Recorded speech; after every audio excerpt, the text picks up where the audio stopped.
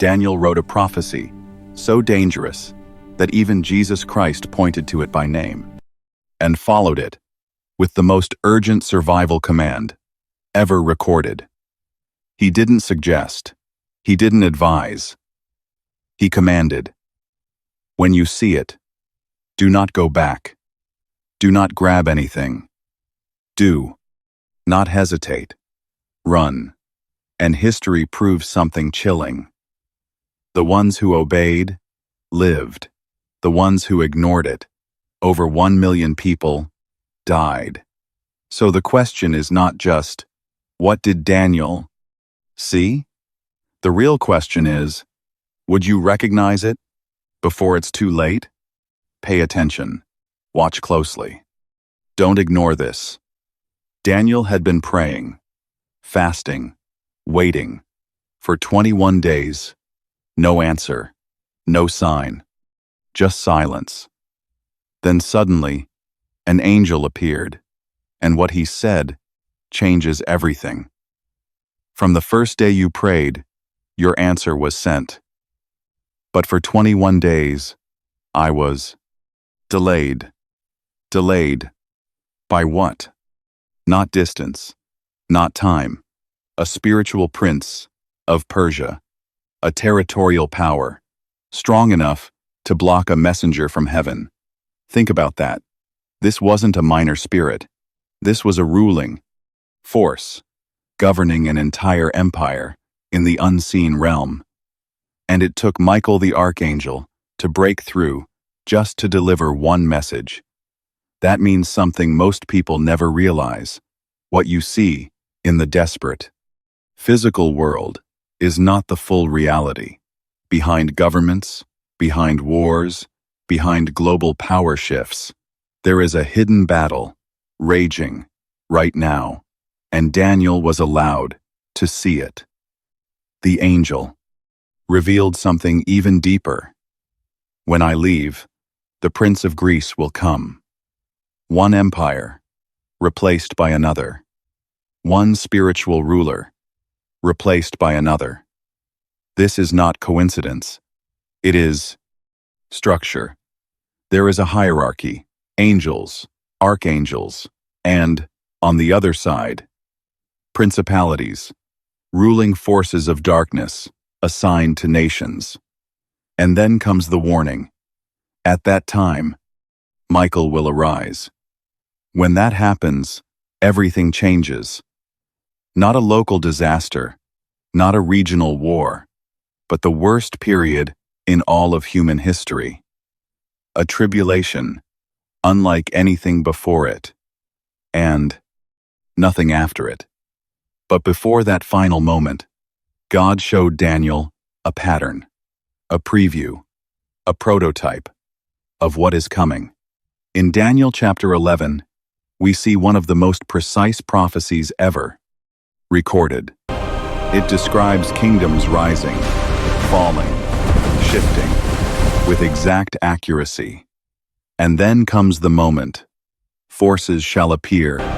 They will defile the temple, stop the sacrifices, and set up the abomination that causes desolation. This is not symbolic. It already happened once. In 167 BC, a ruler named Antiochus invaded Jerusalem. He didn't stop at the gates. He went deeper, past the outer courts, past the inner courts, into the most sacred place on earth, the Holy of Holies. And there, he did the unthinkable. He built an altar to a false god. He sacrificed something unclean and placed an image, demanding worship. It was a direct attack, not just on a people, but on God himself. The result? A rebellion, a desperate fight for survival. And against all odds, the people rose and took back the temple. They cleansed it, restored it, and that victory is still remembered today. But here's the part most people miss. That was only the first time. Daniel made it clear, it will happen again. And next time, It won't just affect one nation, it will affect the entire world. Daniel didn't just describe the event. He gave something no other prophet ever gave: a timeline, a precise, measurable countdown. In Daniel chapter 9, the angel revealed the prophecy of 70 weeks, a 490-year timeline, leading to the arrival of the Messiah, and it was fulfilled exactly to the year. But the final week, the last 7 years, was left open, reserved for the final end. And here's what happens when it begins. A leader rises. He forms a covenant, a global agreement involving many nations. For a time, there is peace, stability, hope. But halfway through, everything breaks. The covenant is shattered, worship is stopped, and then the abomination is set up in the holy place. This is the sign, the exact moment. Everything changes. And this is where Jesus Christ steps in and gives the most shocking instruction of all. When you see it, do not go back into your house. Do not grab your belongings. Do not turn back for anything. Run. Immediately. No delay. No hesitation. Run. For your life. This is not symbolic language. This is not a parable. This is a direct, urgent, survival command. Because in that moment, your home is no longer safe. Your city is no longer safe. Everything around you becomes a trap. And history already proved it. In 70 AD, before Jerusalem was destroyed, the group of believers remembered these exact words. They didn't wait, they didn't debate, they acted. They left everything behind: their homes, their possessions, their normal lives, and they fled to the mountains, to a place called Pella. Then it happened. The Roman army surrounded Jerusalem. The siege began. For months, the city was trapped, and over 1 million people died. But the ones who obeyed the warning survived. Every single one of them. Let that sink in. Obedience was the difference between life and death. And the warning didn't stop there. The Apostle Paul confirmed it. He described a man, a figure of power, who would enter the temple and declare himself to be God. This is not just an object. This is a person, a final ruler, following the same pattern, but on a global scale. 3 witnesses, separated by centuries: Daniel, Jesus, Paul, all pointing to the same moment, the same sign, the same warning. And then Jesus adds something even more chilling. Remember Lot's wife?